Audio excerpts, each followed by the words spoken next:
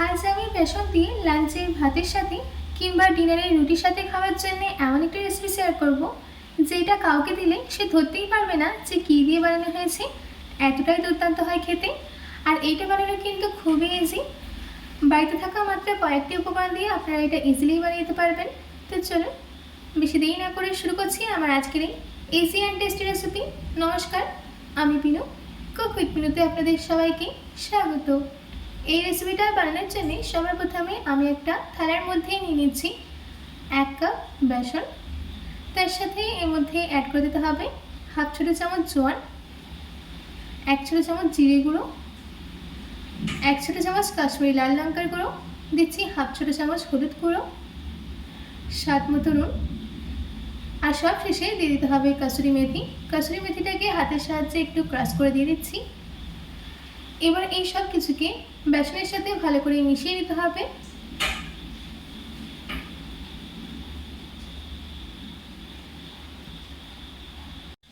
সব কিছুকে বেসনের সাথে ভালো করে মিশিয়ে নেওয়া হয়ে গেছে। এবার অল্প অল্প জল দিয়ে এটার একটা সফট ডো রেডি করে নেব। একসঙ্গে কিন্তু সব জল দেবেন না, অল্প অল্প জল দিয়ে এটার একটা ডো রেডি করে নিতে হবে।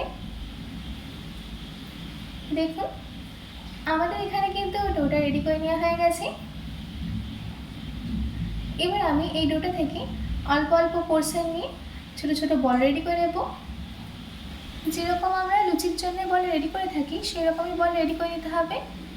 হাতের তালের মাঝখানে রেখে বলটাকে রেডি করে নিয়েছি। এই একইভাবে আমি বাকি বলগুলোকেও রেডি করে নেব। দেখুন আমাদের এখানে বলগুলো কিন্তু রেডি করে নেওয়া হয়ে গেছে। আর এই দিকে একটা বোলের মধ্যে কিছুটা ছানা নিয়ে নিয়েছি। এবার একটা বল নিয়ে আঙুলের সাহায্যে একটা বাটির শেপ দিয়ে দিতে হবে। তারপর এর মধ্যে 1 চামচ ছানা দিয়ে দিচ্ছি।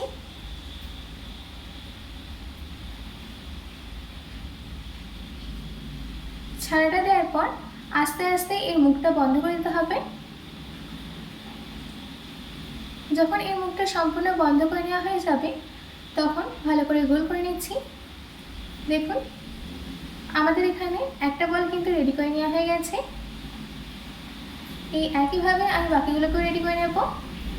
সবগুলো যখন রেডি হয়ে যাবে তখন এগুলোকে সেদ্ধ করে নিতে হবে।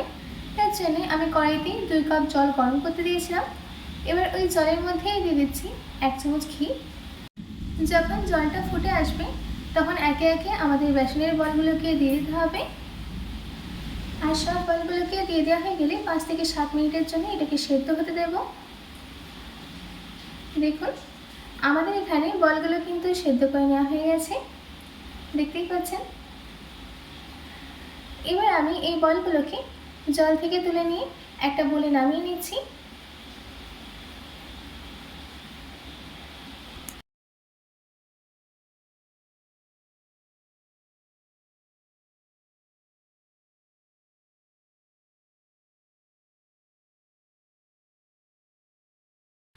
সব বলগুলোকে জল থেকে ছেঁকে তুলে নেওয়া হয়ে গেছে।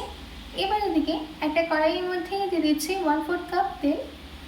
তেলটা যখন সম্পূর্ণ গরম হয়ে যাবে তখন এর মধ্যে অ্যাড করে দিতে হবে 1 ছোটো চামচ জিরে। জিরের ফ্লেভারটা সম্পূর্ণ তেলের মধ্যে চলে গেলে এর মধ্যে দিয়ে দিতে হবে 2টো মিডিয়াম সাইজের কুচনো পেঁয়াজ। এবার আমি পেঁয়াজটাকে ট্রান্সলুসেন্ট হওয়া অবধি ভেজে নেব।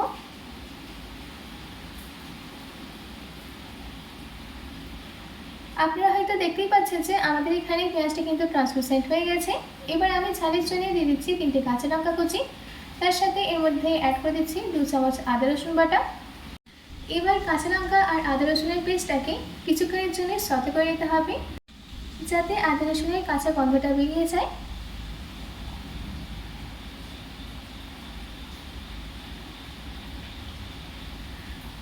আমাদের এখানে আদা রসুনের মধ্যে থেকে কাঁচা গন্ধটা বেরিয়ে গেছে। এবার আমি এর মধ্যে কিছু বেসিক মশলা অ্যাড করে দেবো।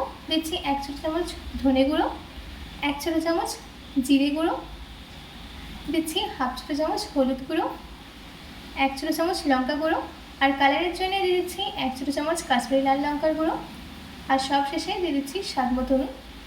এবার এই মশলাগুলোকে ভালো করে মিশিয়ে নিতে হবে। আর মশলাটা যাতে পুড়ে না যায় তার জন্য আমি এর মধ্যে অ্যাড করে দিচ্ছি 1/4 কাপ জল। জলটা দেওয়ার পর ভালো করে মিশিয়ে নিতে হবে।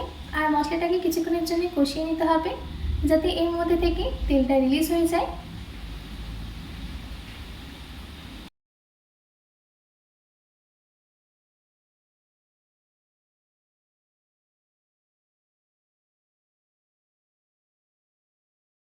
আমাদের এখানে মশলাটা থেকে তেল রিলিজ হয়ে গেছে। এবার আমি এর মধ্যে অ্যাড করে দিচ্ছি দুটো মিডিয়াম সাইজের কুচনো টমেটো। টমেটোটা দেওয়ার পর মশলার সাথে ভালো করে মিশিয়ে দিতে হবে আর ততক্ষণ রান্না করে দিতে হবে যতক্ষণ না টমেটোটা একদম সফট হয়ে যায়।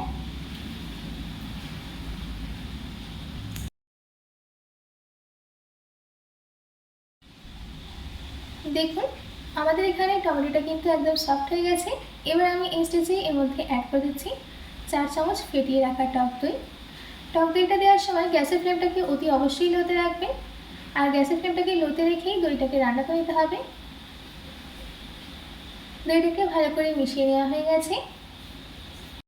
এবার আমি মশলাটাকে আবারও কিছুক্ষণের জন্য রান্না করে নেব যাতে এর মধ্যে থেকে তেলটা ছেড়ে যায়। আপনারা হয়তো দেখতেই পাচ্ছেন যে আমাদের এখানে মশলাটা থেকে কিন্তু তেলটা ছেড়ে গেছে।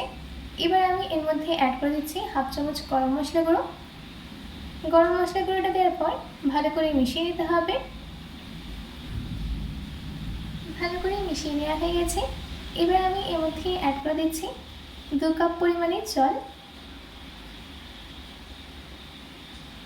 জলটা দেওয়ার পর আবারও মিশিয়ে নিতে হবে আর এর মধ্যে একটা বয়লার শব্দ ওয়েট করতে হবে।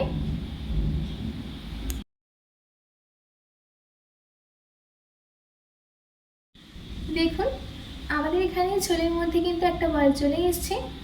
এবার আমি একে একে আমাদের বেসনের বলগুলোকে এর মধ্যে দিয়ে দিচ্ছি। বেসনের বলগুলোকে দেওয়ার পর গ্যাসের ফ্লেমটাকে মিডিয়ামে রেখে 5 মিনিট রান্না করে দিতে হবে।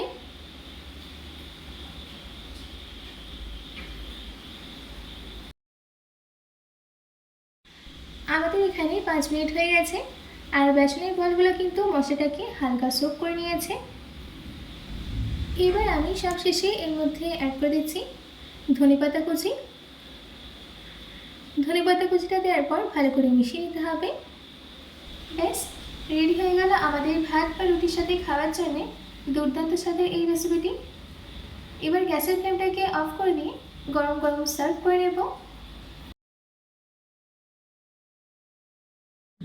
আশা করছি আমার আজকের এই বেসনের রেসিপিটি আপনাদের খুবই ভালো লেগেছে। বাড়িতে এটি অবশ্যই ট্রাই করবেন ও কমেন্ট বক্সে কমেন্ট করে জানাতে একদম ভুলবেন না। তো আজকের মতো এইটুকু, আবার দেখা হচ্ছে অন্য কোনো রেসিপি নিয়ে। ভালো থাকবেন, সুস্থ থাকবেন।